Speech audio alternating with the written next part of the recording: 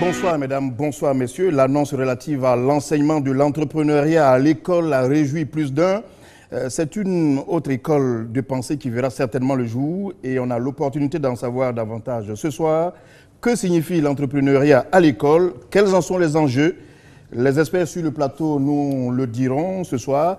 Et ces experts, ce sont M. Nicolas Kwaku Efimbra. Vous êtes directeur de la vie scolaire, c'est bien cela? Oui. Bonsoir. Bonsoir. Et vous êtes au ministère de l'Éducation nationale et de l'enseignement technique. Juste auprès de vous, M. Mori Diabaté, administrateur de société. C'est bien cela. Bonsoir, M. Diabaté. Bonsoir, M. Fofana. Ensuite, M. Sindou Tambla, vous êtes promoteur d'école. Je rappelle que vous êtes aussi enseignant. Très bien. Juste auprès de vous, pour terminer, M. Séraphin Kwa, promoteur d'école d'entrepreneuriat, fondateur donc d'une école d'entrepreneuriat. Vous voulez ratifier? Non, c'est bon. Bonsoir. Bonsoir. En tout cas, merci à vous d'être là, messieurs, pour nous aider à mieux comprendre ce qui va se passer dans la vie de nos élèves. Comment amener l'apprenant à prendre des initiatives personnelles? Cette question est au cœur du système éducatif en Côte d'Ivoire ces derniers temps. Et selon le ministère de l'Éducation nationale et de l'enseignement technique, le projet Apprendre à entreprendre fera de l'élève le maître de son destin. Et le but de ce projet, c'est de faciliter l'insertion professionnelle des jeunes à l'école. Nous allons écouter maintenant le commentaire de Suleiman Soumaro et de Sita Soro. Promouvoir l'esprit entrepreneurial dans le milieu scolaire, tel est l'objectif du ministère de l'Éducation nationale et de l'enseignement technique. Cette nouvelle approche pédagogique, selon le ministre, traduit la volonté du gouvernement à favoriser l'insertion sociale et l'employabilité des jeunes en Côte d'Ivoire. Il s'agit d'amener l'élève à apprendre à entreprendre en mettant l'accent sur l'initiative personnelle, la créativité, l'autonomisation et la responsabilité de l'apprenant. J'aime ce métier de caissier, c'est moi qui ai voulu apprendre. C'est pendant mes temps libres que je vis. Nous faisons le commerce des balais que nous fabriquons nous-mêmes et de la craie et du gravier. Cela nous rapporte de l'argent que nous gardons dans notre caisse. Grâce à la coopérative, j'adore le commerce. Quand je serai grande, j'ouvrirai une grande boutique. Pour réaliser cette volonté gouvernementale, 3 axes ont été dégagés. Le premier porte sur la conscience de soi, de son potentiel et de ses modes d'actualisation. L'appropriation des stratégies et la recherche de ressources liées à un projet et la mise en œuvre constituent le deuxième élément essentiel, a indiqué le ministre. Enfin, la connaissance du monde du travail, des rôles sociaux, des métiers et des professions. Le projet Apprendre à entreprendre a pour ambition de faire de l'élève le maître de son destin. Il permettra de consolider, selon le ministre, la volonté de l'élève à engager pleinement ce qu'il veut faire et mener à terme ce qu'il entreprend. Naturellement, je vais commencer par vous, M. Nicolas Kwaku Efimbra. Vous avez écouté ce commentaire de Sita Soro. Est-ce qu'il vous convient? Oui, effectivement, ce commentaire me convient. Parce que, comme vous l'avez dit, en général, l'entrepreneuriat, c'est cette capacité, face à un problème donné, de pouvoir faire une analyse objective, de pouvoir s'approprier des moyens qui peuvent être matériels, humains, financiers, et afin de donner une réponse durable, une réponse créatrice de valeur. Dans le milieu scolaire, l'entrepreneuriat, c'est plutôt une valeur structurante, une valeur éducative structurante, une valeur qui, tout au long du développement de l'enfant, étape après étape, du préscolaire jusqu'au secondaire, permet de construire une personnalité entreprenante. L'élève qui arrive à l'école vient avec un profil, avec des expériences entrepreneuriales acquises en famille, au sein de sa famille, au sein de la communauté environnementale. Ensuite, l'école va intervenir pour actualiser ce potentiel de l'enfant et permettre à l'enfant, petit à petit, d'avoir un profil, d'avoir un potentiel qui lui permet de réaliser quelque chose, de faire quelque chose. Donc je dirais que ce commentaire, ces images que vous venez de montrer, qui sont en fait des images qui se passent dans nos établissements, montre bien la vision que le gouvernement de Côte d'Ivoire veut donner aujourd'hui à l'école, la nouvelle école ivoirienne, où on apprend à entreprendre, où on apprend à être responsable, où on apprend à être autonome, où on apprend véritablement à former le leadership des enfants, à faire quelque chose dans la vie. La définition que vous venez de donner de l'entrepreneuriat, elle est circonstancielle ou bien elle est absolue, celle que vous donnez maintenant? Je dis, elle est totale. Elle est totale. Elle est totale dans la mesure où il s'agit de, face à un problème, de trouver des solutions, mais des solutions innovantes, des solutions créatrices de valeurs. Des valeurs qui peuvent être des valeurs humanitaires, ça peut être des valeurs sociales, ça peut être des valeurs économiques, ça peut être des valeurs financières. Voilà. Donc, je pense que c'est une définition qui est globale dans le sens et qui peut être spécifiée dans le domaine scolaire, puisque nous avons là affaire à la mission éducative de l'école. Monsieur Mouri Diabaté, quelle définition vous pouvez donner en deux phrases vraiment, la définition de l'entrepreneuriat de façon générale et la définition de l'entrepreneuriat même dans l'établissement scolaire, à l'école? Bon, tout à l'heure, la pensée forte sur l'entrepreneuriat, c'est quoi? C'est mettre en œuvre des moyens matériels et financiers pour créer la richesse et l'emploi.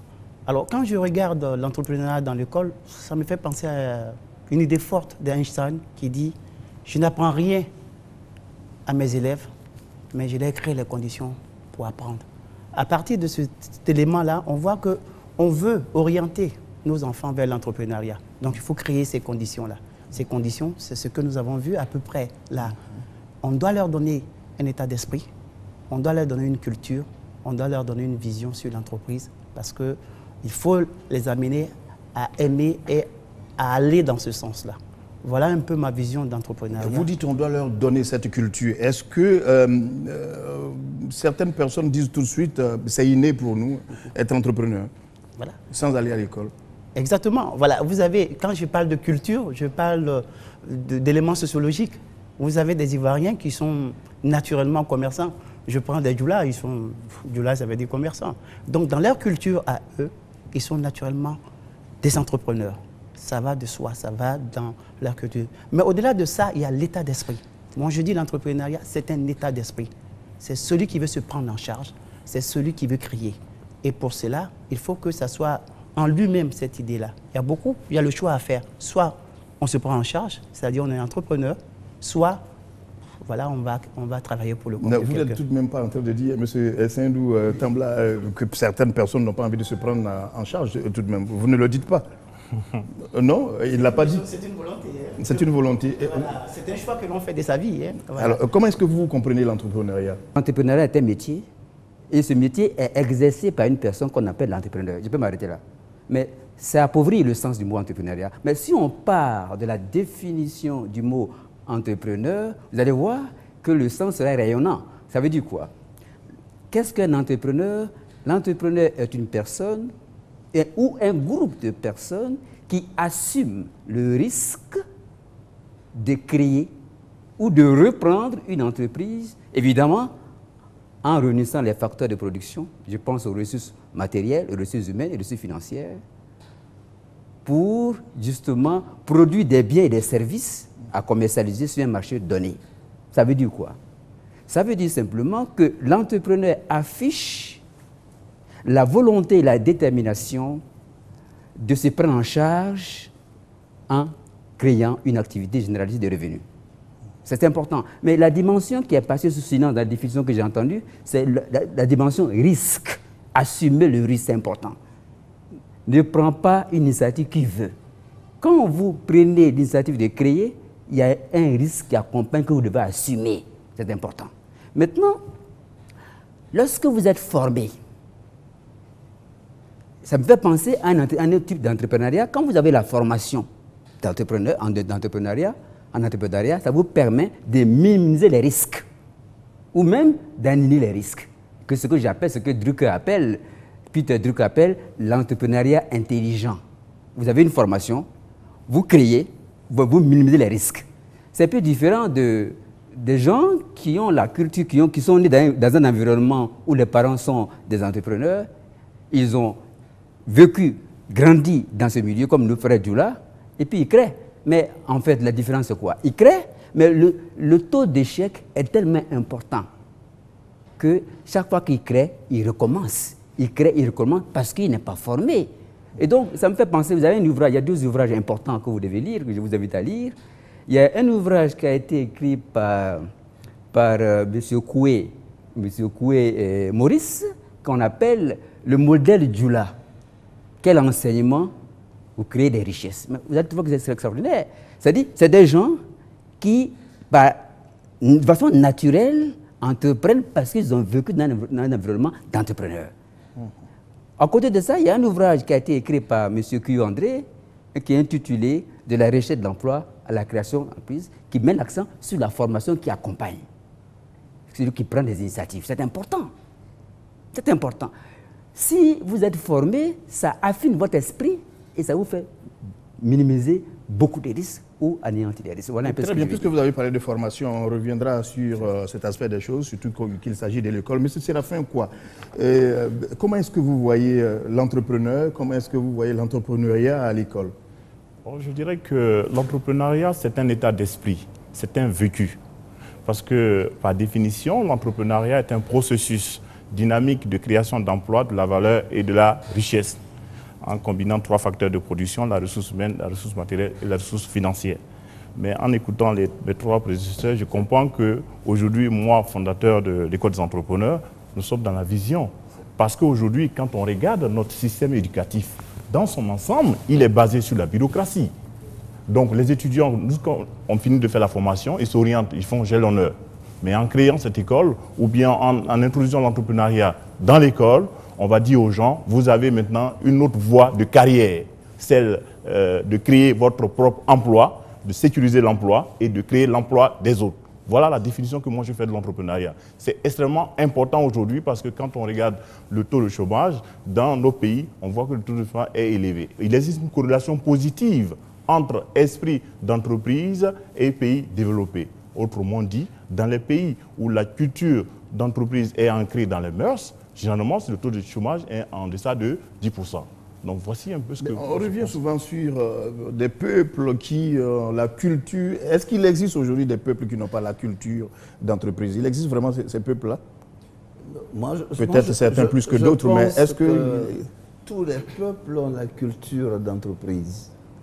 Mais comme il a été dit tout à l'heure, il y a un problème de formation.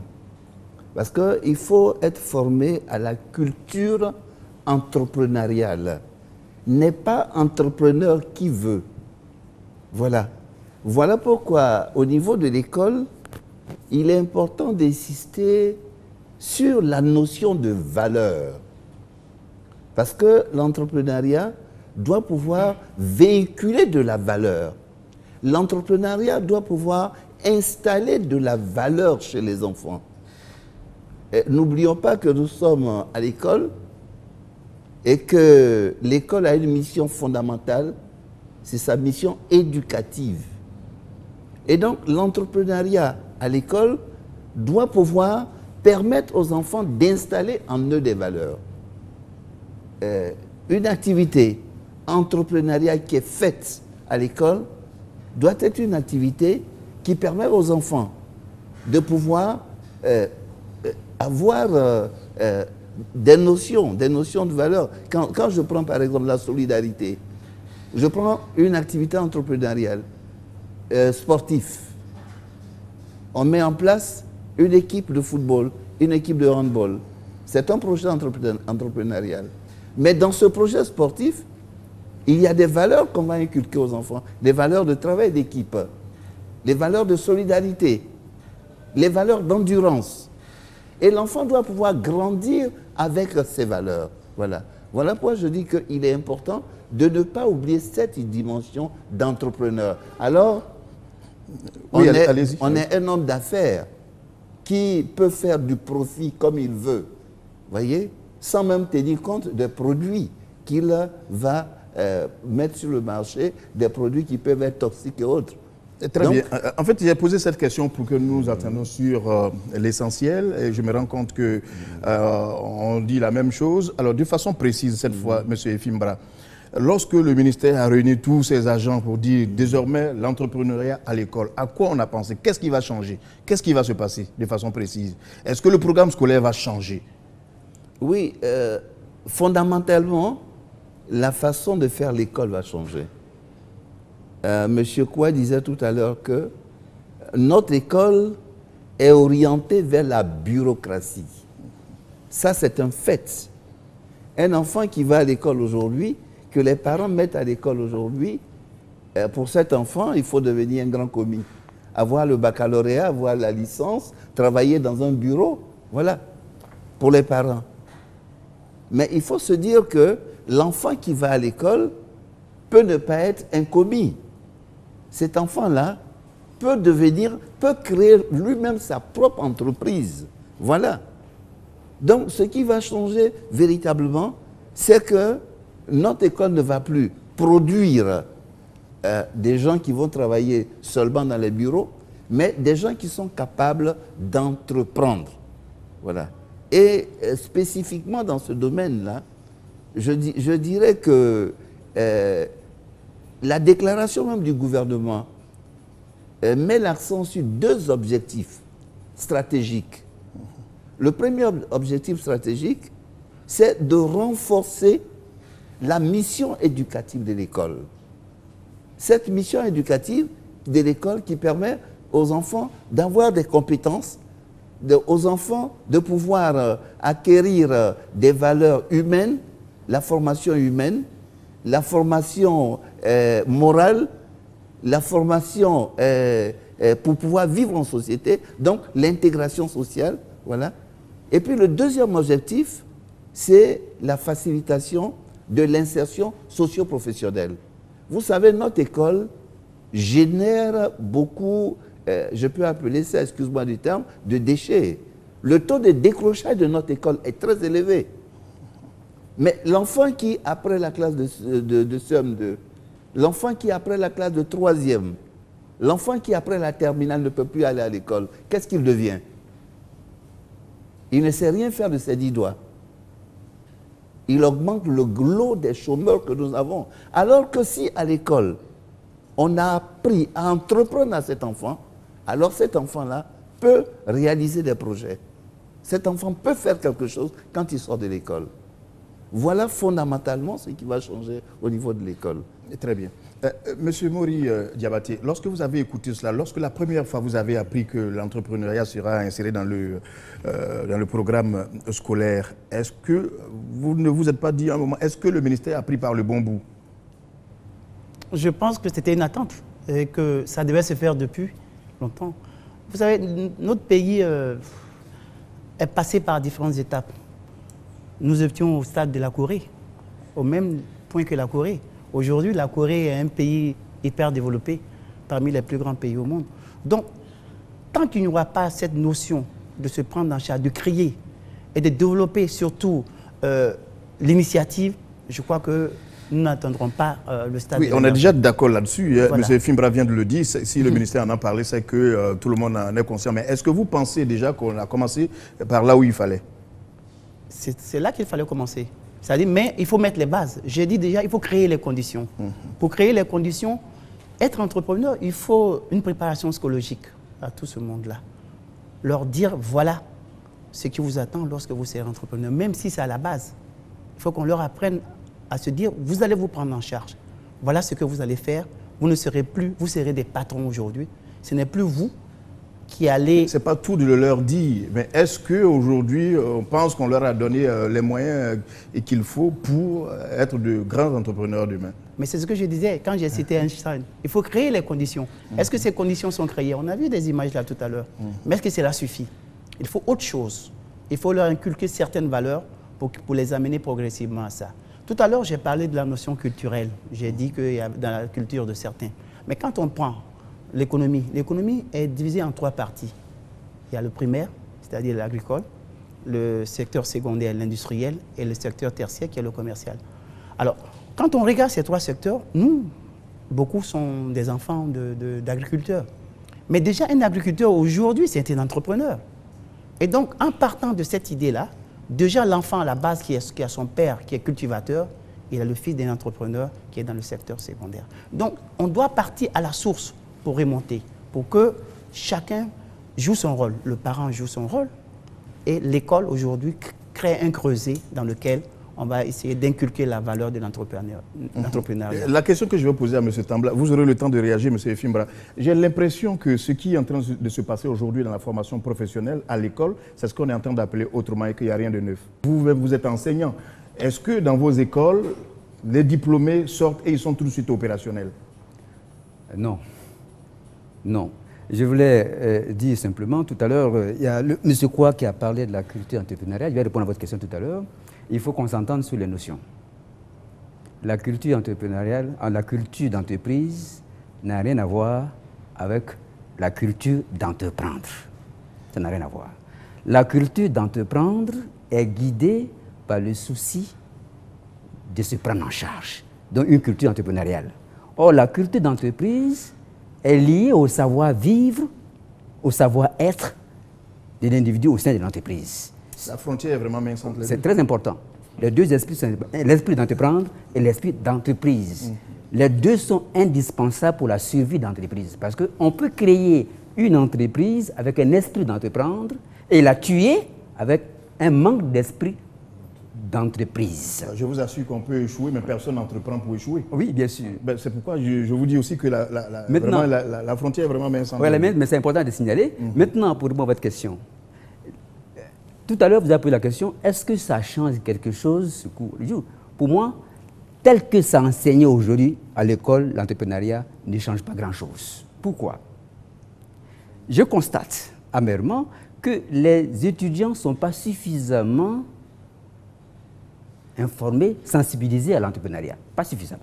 Deuxièmement, qui intervient dans la gestion de ces cours-là en tant qu'entrepreneur? Qui donne ces cours dans les écoles? Qui forme? Et qui forme? Qui forme? Alors, la question qui forme, j'ai envie de répondre. Qui forme? Mais celui qui forme, celui qui devait former, c'est celui qui est expert dans le domaine, c'est-à-dire celui qui a déjà créé. Mais je constate avec amertume que ceux qui enseignent dans nos écoles l'entrepreneuriat, eux-mêmes n'ont jamais créé d'entreprise. Ceux qui enseignent, c'est des gens qui n'ont jamais enseigné. Ils n'ont ni une culture d'entreprise, ni un esprit d'entreprendre. Mais comment un individu peut enseigner des gens à l'entrepreneuriat alors que lui-même n'a pas la formation? Voilà le constat que j'ai fait. Je sais de quoi je parle, je suis fondateur d'école et en même temps enseignant. Dites-nous tout. C'est important. Voilà. Qui enseigne, c'est important. Mais ce n'est pas des experts forcément qui enseignent dans nos écoles. Malheureusement, ce sont des gens qui ont une maîtrise, qui ont un doctorat, mais qui n'ont jamais eu la chance de faire l'entreprise, n'ont jamais eu la chance de faire l'entreprise. Et malheureusement, c'est ceux-là qui sont sur le terrain pour enseigner nos étudiants. Mais qu'est-ce que les étudiants vont retenir d'un cours qui est fait par ces personnes-là? Je vous arrête à cette question que je pose directement à M. Séraphin Kwa. Qu'est-ce que les étudiants vont retenir avec des enseignants qui eux-mêmes ne sont pas formés pour? C'est votre constat? Je dirais que d'abord, je vais dire que l'entrepreneuriat va s'appréhender sur 4 axes. D'abord, la sensibilisation, l'information, la formation et l'insertion. Donc, il est important de savoir que l'entrepreneuriat s'appuie sur la pédagogie entrepreneuriale, qui est une pédagogie essai-erreur basée sur l'apprentissage. Donc, il a dit tout à l'heure, on ne peut pas enseigner l'entrepreneuriat si toi-même tu n'as pas pu créer, tu n'as pas créé une entreprise. Et j'aime cette définition de Peter Drucker qui dit « L'entrepreneuriat est ni une science, ni un art, il s'agit d'une pratique. C'est un vécu. » Donc, en enseignant l'entrepreneuriat, on diffuse le savoir, ton savoir-faire, ce que tu as pratiqué sur le terrain. Ce n'est pas la théorie. Il a dit, il a raison. Moi, j'ai vu des cours d'entrepreneuriat qui ressemblent textuellement à des cours de gestion. L'entrepreneuriat, ce n'est pas la gestion. Parce que quand moi je viens, j'enseigne, et là je réponds. J'enseigne l'entrepreneuriat dans mon école. Mais comment le premier cours, la démarche de création d'une entreprise. Aujourd'hui, vous prenez tous les étudiants de maîtrise de sciences économiques, vous demandez à un étudiant quels sont les documents afférents pour créer une entreprise. Ils ne sont pas capables de vous répondre. Donc, de l'idée jusqu'à la création d'entreprise, on montre aux étudiants où trouver l'idée d'affaires. quel est le profit du promoteur, l'étude de marché, etc. Et les documents afférents, le registre des commerces, le compte contribuable, la DFE, la CNPS et le compte bancaire. Tous ces documents, c'est pratique. Et quand on enseigne, on montre ces documents aux étudiants. Ce n'est pas la théorie. Mais c'est la fin quoi? Est-ce qu'aujourd'hui, les enseignants que vous recrutez ont vraiment créé, eux aussi, des entreprises? Non, il a raison. Moi, dans mon institut, je suis moi-même enseignant.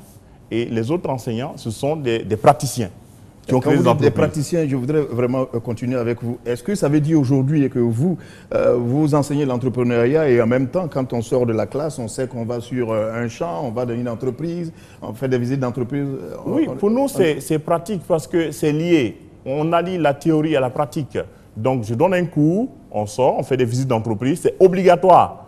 On va au champ, donc on parle champ-école, champ-entreprise-école, chantier-école, pour ceux qui sont dans le domaine du bâtiment, par exemple. Je donne un cours dans le domaine du bâtiment, mais il faut aller faire la pratique. Donc, c'est pour ça qu'on parle de la théorie. On allie à la fois la théorie et la pratique. Au sortir de leur formation, les apprenants sont directement opérationnels. Et bon, après, nous faisons l'étude de projet de fin d'année. Et donc, ces projets-là vont orienter les apprenants vers la création de l'entreprise et ça va motiver les uns et les autres parce que c'est un modèle. Il faut montrer des modèles. Et donc, il y a des entrepreneurs qui viennent animer des conférences dans l'école qui vont permettre aux étudiants de déclencher leur flamme entrepreneuriale. En fait, voici des cas pratiques. Alors là, je voudrais m'adresser à M. Efimbra. C'est deux choses qui viennent d'être dites. Les enseignants, comment est-ce que vous les recruteriez? Est-ce que déjà, vous les avez identifiés de façon précise? Est-ce que ces entrepreneurs ont autant d'expérience qu'il faut? Et puis, l'autre question, c'est on sort de l'école, est-ce que tout de suite, on se retrouve dans une entreprise où on apprend véritablement? Il ne faut pas seulement qu'il soit plus théorique que pratique.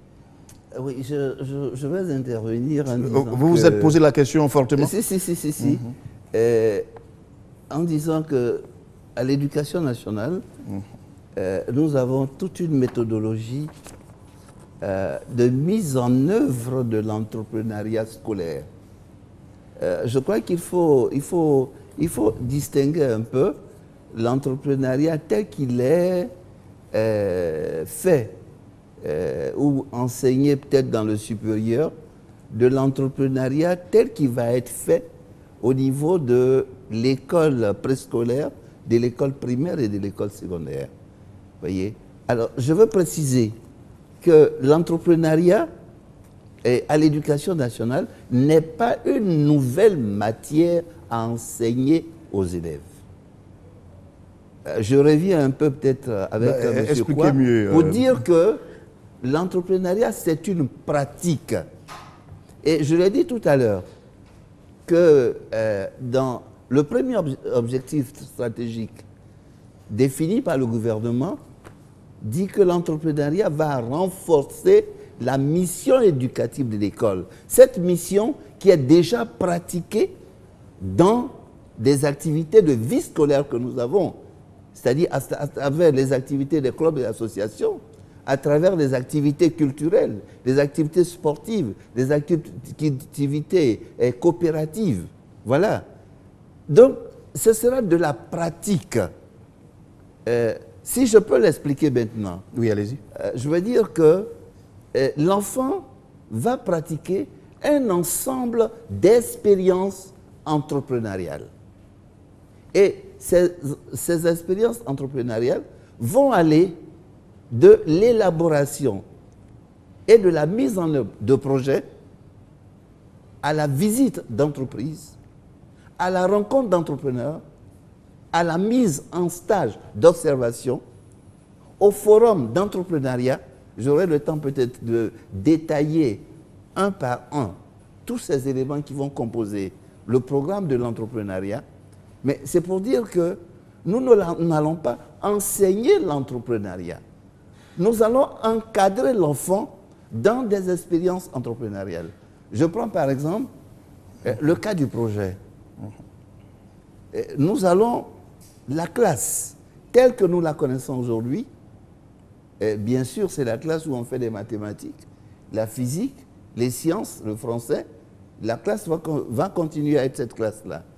Mais en même temps, nous disons qu'il y aura des heures accordés aux activités. Et vous pouvez, par exemple, avoir dans une classe ce que nous appelons un projet entrepreneurial agricole. Le projet entrepreneurial agricole va consister, par exemple, à faire un jardin scolaire. À partir de ce moment, nous allons structurer la classe.